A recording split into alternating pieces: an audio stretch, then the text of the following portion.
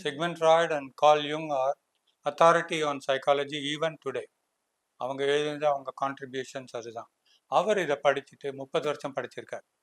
படிச்சுட்டு இது வந்து ஆங்கிலம் பேசுகிற மக்களுக்கு போகணும் அப்படிங்கிற சிந்தனை வந்து இந்த டிரான்ஸ்லேஷன் பண்ணலாமான்னு இந்த புக்கிலேயே கேட்டிருப்பார். அவருக்கு அதில் பதில் வந்திருக்கும். அதை கொண்டு ஒரு ஃபோர்வேர்டு எழுதுவார்.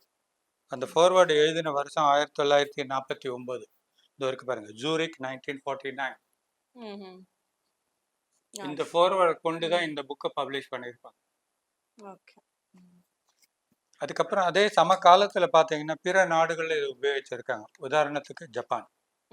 ஜப்பானில் மன்னர் ஆட்சி இருக்கும்போது எடோ பீரியட்னு சொல்லுவாங்க. அதெல்லாம் இருக்கும்போது சைனீஸ்லேருந்து ஜாப்பனீஸில் படித்து ஜாப்பனீஸில் இதை யூஸ் பண்ணியிருக்காங்க. அவங்க என்ன பண்ணுவாங்க, என்ன விசேஷம்னு கேட்கலாம். அவங்க என்ன பண்ணுவாங்கன்னா, ஒரு அரசாங்கம் எடுக்கிற முடிவுக்கு ஐச்சிங் கேட்பாங்க.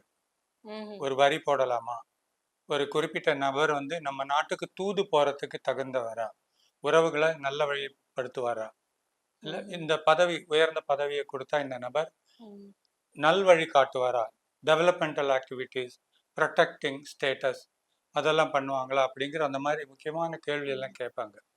இப்போ உலகத்தில் ஹையஸ்ட் ரெட் புக்ஸில் இது வந்து 3வது இடத்துல வச்சுக்கும். 1, 2 வந்து ரிலிஜன் சம்பந்தப்பட்ட writings. Naturally they will be first and second. இது வந்து தேர்டுன்னு சொல்லலாம்.